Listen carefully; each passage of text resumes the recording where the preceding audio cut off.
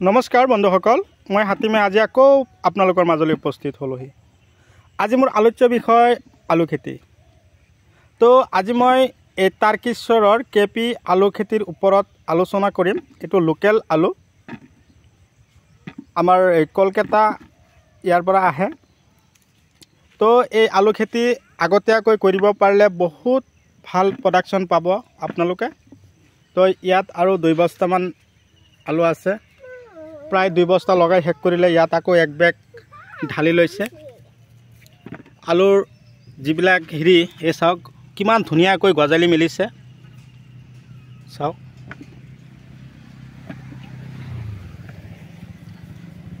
तो कथा हल बंधुसकल मोर भिडिओ स्किप नकराকৈ যদি आरम्भणिर পৰা शेषলৈকে চাব পাৰে तो आलू खेतिर सम्पूर्ण तथ्यটো আজিৰ এই ভিডিঅ'টোত আপোনালোকে পাব।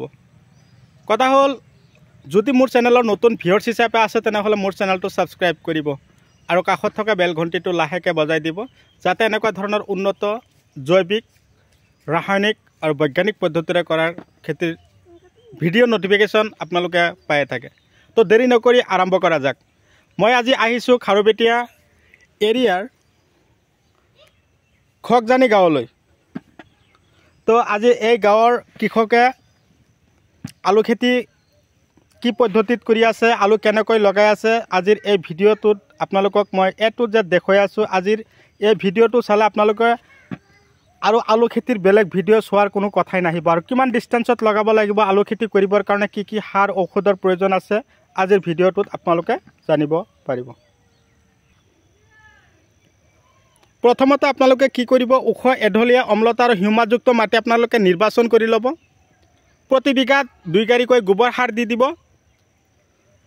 2 গাড়ী গৈ গোবৰ সাৰ দিয়াৰ পিছত প্ৰতি বিঘাত আপোনালোকে সুপাৰ ফসফেট দিব 1 বস্তা, পটাছ দিব 10 পৰা 15 কিলো। সুপাৰ 1 বস্তা দিলে পটাছ 10 পৰা 15, ইউৰিয়া দিব 10 পৰা 15 আৰু ডিএপি দিব 10 পৰা 15 কিলো। দিয়াৰ পিছত আপোনালোকে কি কৰিব, ধুনিয়াকৈ হাল মাৰিব, চহাব, ধুলিময় কৰিব। লগতে যদি পাৰে আপোনালোকে প্ৰতি বিঘাত 7 পৰা 8 কিলোকৈ চূণ সিঁচিব।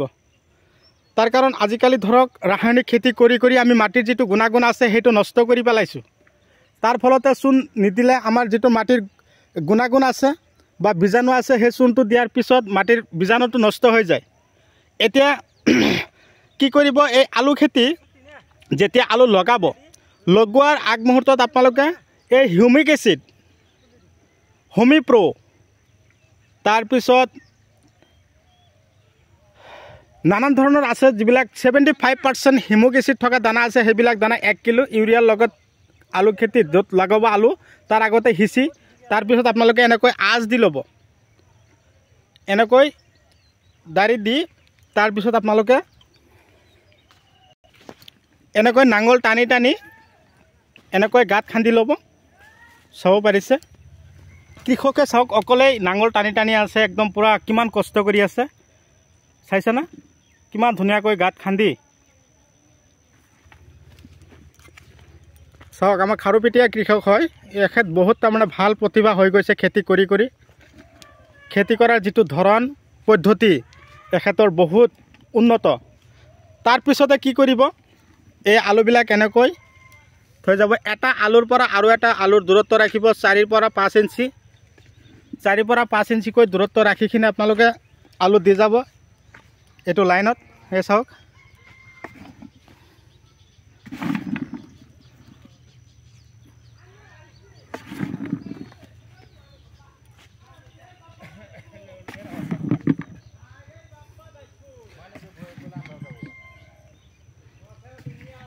আৰু শাৰীৰ পৰা শাৰীৰ দূৰত্ব ৰাখিব 1 ফুট। এটা আলুৰ পৰা আৰু এটা আলুৰ দূৰত্ব ৰাখিব 4 পৰা 5 ইঞ্চি আৰু শাৰীৰ পৰা শাৰীৰ দূৰত্ব ৰাখিব আপোনালোকে 1 ফুট ৰাখি কিনে আপোনালোকে লগাব। লগোৱাৰ 1 সপ্তাহ পিছৰ পৰা কি হ'ব, গজালি মেলিব। ইফালে কিন্তু আলুবিলাকৰ ধুনীয়া গজালি মেলাই আছে। যেতিয়া ওপৰত মাটি দিব, মাটি দিয়াৰ পিছত থৈ দিব, 1 সপ্তাহ পিছতে আলু গছ ওলাব। যেতিয়া আলু গছৰ বয়স 15 পৰা 20 দিন হৈ যাব তেতিয়া আলু গছৰ গুৰিত আমি মাটি দিব লাগিব। ধুনীয়াকৈ নিকানি কাম কৰিব লাগিব যাতে ঘাঁহ বন হৈ নাথাকে। ইফালে গোবৰ সাৰ অকণমান বেছিকৈ দিয়া হৈছে।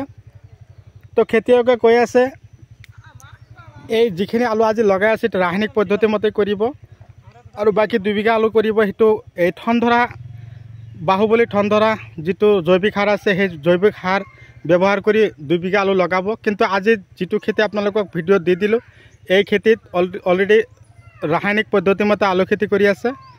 তো জৈৱিক পদ্ধতি মতে বা অৰ্গেনিক পদ্ধতি মতে যি 2 বিঘা আলু খেতি কৰিব সেই আলুটোৰ নাম হ'ল চাংগাছ হাইব্ৰিড জাতৰ আলু।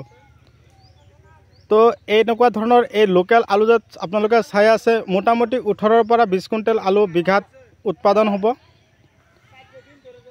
আৰু যিটো চাংগাছ আলু আছে এই চাংগাছ আলু প্ৰতি বিঘাত আপোনালোকৰ প্ৰায় 27 পৰা 28 কুইণ্টেল আলু উৎপাদন হয়। তো এই লোকেল আলুটো আগতীয়াকৈ আহিব সেইকাৰণে আপোনালোকক আগতীয়াকৈ ভিডিঅ' আপোনালোকলৈ আপলোড কৰি দিলোঁ। তো কথা হ'ল বন্ধুসকল মোৰ ভিডিঅ' চাই কেনে লাগিল কমেণ্ট কৰি জনাবলৈ নাপাহৰিব। যিমান পাৰে মোৰ ভিডিঅ'টো আপোনালোকে শ্বেয়াৰ কৰিব। আপোনালোকৰ এটা শ্বেয়াৰৰ কাৰণে আমাৰ খেতিয়কসকলেও আগ্ৰহী হ'ব এনেকুৱা ধৰণৰ আলু খেতি কৰিবৰ কাৰণে। কেৱল আলু খেতি নহয়, এতিয়া বৰ্তমান আমাৰ সময় আহিছে তিয়হৰ খেতি, মূলা খেতি, ভোল খেতি, গাজৰ খেতি, লগতে হাইব্ৰিড পটল, জহা ভোল চব এতিয়া আমাৰ হাতত যথেষ্ট সময় আছে এইবিলাক খেতি কৰিবৰ কাৰণে। যদি ভাবিছে আপোনালোকৰ এই আলু খেতিত যেতিয়া নিকানি কাম কৰিব তেতিয়া কি দানা আপোনালোকৰ খেতি দিব। নিকানি কাম কৰাৰ আগমুহূৰ্তত আপোনালোকে আলু খেতিত হিমুক এচিড থকা দানা, তাৰ লগতে ফলভিক এচিড থকা দানা, ত্ৰিশূল, হিপাৰ দানা, তাৰপিছত মাৰ্বল এনেকুৱা ধৰণৰ উন্নত দানাবিলাক সিঁচি তাৰপিছত খেতিত নিকানি কাম কৰিব। নিকানি কাম কৰাৰ পিছত ধুনীয়াকৈ আলু খেতিত মাটি চপাই দিব। আলু গছৰ গুৰিত ঠিকছে মাটি দিয়াৰ পিছত যথেষ্ট পৰিমাণে আলু হ'ব।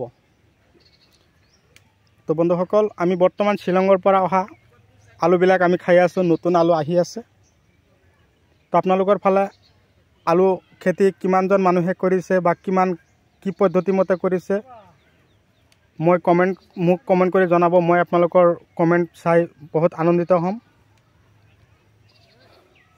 যদি আপোনালোকৰ কিবা দানা ঔষধ সাৰৰ তাৰপিছত দানা ঔষধ কিবা প্ৰয়োজন হৈছে আপোনালোকে মোক কমেণ্ট কৰি জনাব। মই আপোনালোকক অলৰেডি ডিছক্ৰিপশ্যনত থাম্বনেইলত ফোন নাম্বাৰ দি দিছোঁ, আপোনালোকে মোক ফোন মাৰি আলোচনা কৰিব পাৰিব।